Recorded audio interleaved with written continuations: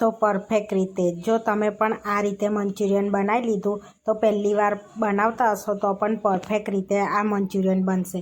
તો બિલકુલ બજાર જેવું જ મંચુરિયન તેટલું ટેસ્ટી બનીને રેડી થયું છે. હાય ફ્રેન્ડ્સ, આજે હું શેર કરીશ તમારી સાથે ગ્રેવીવાળું મંચુરિયન બનાવવાની રેસીપી. તો અહીં આગળ 1.5 કોબીજને મેં છીની લીધી છે. હવે એની અંદર એક છીનેલું ગાજર એડ કરીશું આપણે. 2 ચમચી ઝીણું કટ કરેલું કેપ્સિકમ એડ કરીશું. 1 ઝીણી કટ કરેલી ડુંગળી એડ કરીશું આપણે. 2 ચમચી જેવી લીલી ડુંગળી એડ કરીશું. હવે એની અંદર 1/2 ટીસ્પૂન આપણે મીઠું એડ કરીશું.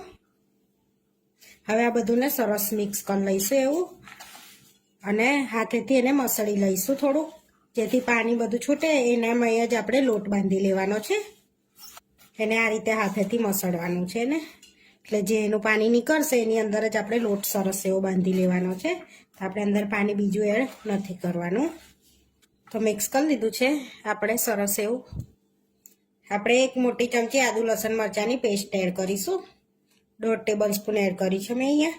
1/2 ચમચી મરી પાવડર એડ કરીશું. 1 tablespoon red chilli sauce add કરીશું આપણે. 1 ટેબલસ્પૂન સોયા સોસ એડ કરીશું. 1 ટેબલ કેચઅપ એડ કરીશું. 1 tablespoon green chilli sauce add કરીશું. તો તમે જેટલું તીખું ખાતા હોય એટલું એડ કરવાનું.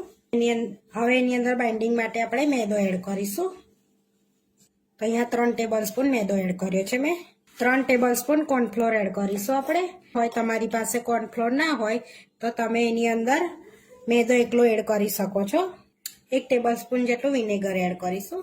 હવે બધું સરસ મિક્સ કરી લઈશું. તો આપણને જરૂર પડશે તો આપણે ઉપરથી લોટ એડ કરી શકીશું.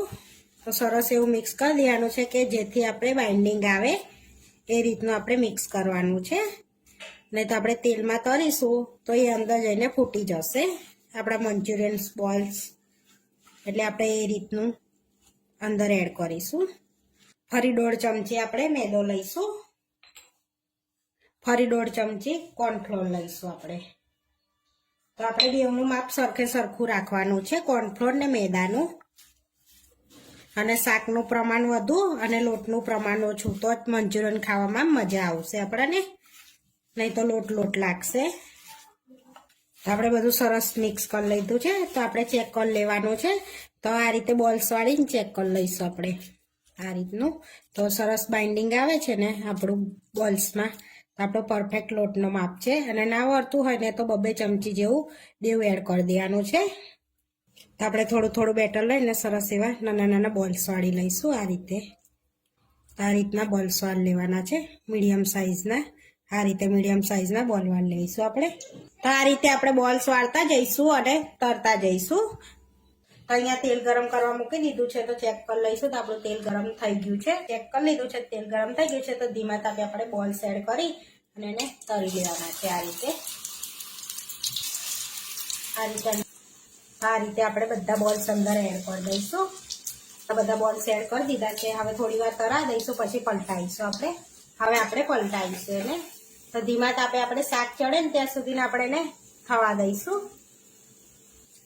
આ રીતે તળાઈ ગયા છે. સરસ એવો આવો કલર આવી ગયો છે. આ રીતના તરવાના 5 થી 7 મિનિટ થાય ત્યાં સુધી આ રીતના તળાવા દેવાના. તો ધીમા તાપે તળાવી દેવો તો અંદર સુધી શાક પણ આપણું ચડી જાય.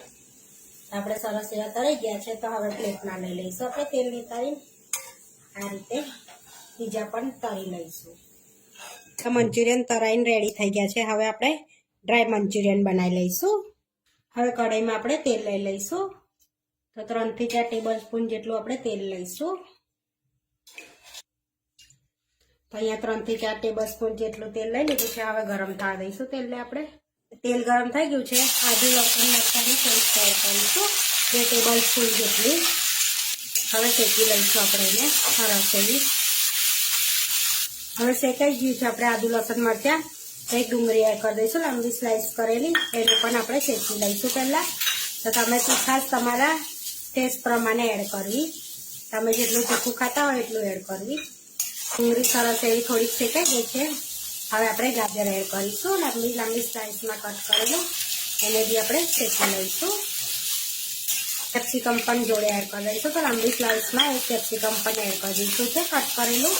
હવે મિક્સ કરી સરસ કચરું થોડુંક 80% જેવું આપણે કૂક કરી લેવાનું છે. અડધી ટીસ્પૂન આપણે મીઠું એડ કરીશું. હવે થોડુંક શેકાઈ ગયું છે તો એક બાઉલ આપણે કોબી પાતળી પાતળી સ્લાઇસમાં કટ કરેલી એડ કરી દઈશું અને મિક્સ કરી લઈશું અને એને પણ શેકી લઈશું જોડે જોડે. સરસ એવી 2 ચમચી જેવી લીલી ડુંગળી એડ કરીશું, એને પણ મિક્સ કરી લઈશું આપણે.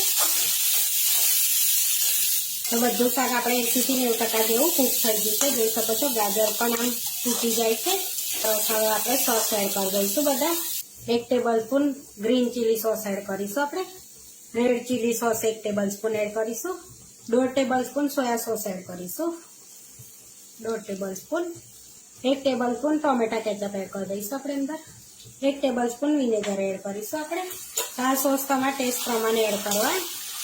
હવે મિક્સ કરી લઈશું બધું સરસ એવું આપણે. અડધી ચમચી મરી પાવડર એડ કરીશું. હવે મિક્સ કરી લઈશું તેને પણ. 1 ટેબલ સ્પૂન કોર્નફ્લોર લીધું છે એટલે થોડુંક પાણી એડ કરીને ગાંઠા વગરનું બેટર આપણે તૈયાર કરી લઈશું અંદર એડ કરવા માટે. તો આપણે મિક્સ કરીને થોડું થોડું એડ કરી દઈશું. મિક્સ કરતા જઈશું, થોડું થોડું એડ કરતા જઈશું આ રીતનું, જેથી પીચ ના થઈ જાય બહુ એ રીતનું. આ રીતનું હવે બધું મિક્સ કરી દીધું. થોડુંક પાણી એડ કરીશું 3 થી 4 ટેબલ સ્પૂન જેટલું અને મિક્સ કરી લઈશું સરસ એવું આ રીતનું. હવે મંચુરિયન બોલ્સ એડ કરી દઈશું અંદર. અરે બધા એડ કરી દીધા છે બોલ્સ. હવે લીલી ડુંગળી એડ કરીશું એની પર આપણે થોડીક અને કોબી એડ કરીશું પાતળી સ્લાઇસ વાળું અને સરસ મિક્સ કરી દઈશું આપણે એને આ રીતે. થોડુંક મીઠું એડ કરીશું સ્વાદ પ્રમાણે અને મિક્સ કરી લઈશું. તમે વધારે ગ્રેવી કરવી હોય તો પાણી તમે એડ કરી શકો છો અંદર.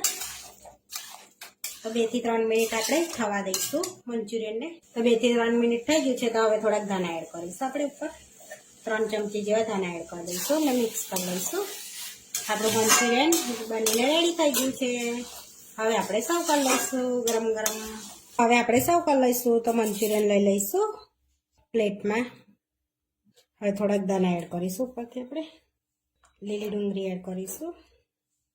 તો આપણા ડ્રાય મંચુરિયન બનીને રેડી થઈ ગયા છે. આ વિડીયો જોવા માટે મારી ચેનલને સબસ્ક્રાઈબ કરો, લાઈક કરો અને શેર કરો અને તમે જરૂરથી ટ્રાય કરો. ફરી મળીશું નવા વિડીયોમાં. કોમેન્ટ કરીને જરૂરથી જણાવજો કે તમને આ મારી રેસીપી કેવી લાગી.